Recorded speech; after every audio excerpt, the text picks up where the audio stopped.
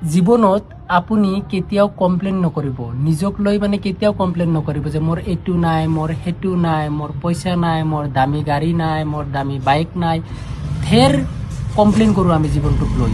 চ' মই আপোনালোকক ক'ব বিচাৰোঁ যে কমপ্লেইন কৰাৰ আগত আপোনালোকে এবাৰ এই যাৰ হাত ভৰি নাই অলপ তাৰ সিফালে চাবচোন।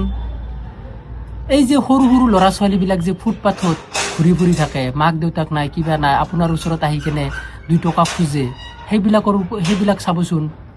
তাৰপাছত আপুনি এই যাৰ ঘৰ নাই, এবাৰ বৰষুণ দিলেই ওপৰেদি পানী পৰে, সেইবিলাক মানুহৰ জীৱন যাত্ৰা চাব। যাৰ 2টা চকুই নাই সিহঁতৰ চাবচোন, সিহঁতেতো কিমান কমপ্লেইন কৰিব পাৰে। এটা সময় আছিল ময়ো বহুত কমপ্লেইন কৰিছিলোঁ মই জীৱনটোক লৈ, কিন্তু মই যেতিয়া মই গুৱাহাটী ফেঞ্চিত গ'লোঁ, যেতিয়া মই দেখিলোঁ তাতে এখন ভৰি নাই, তাতে শুই আছে।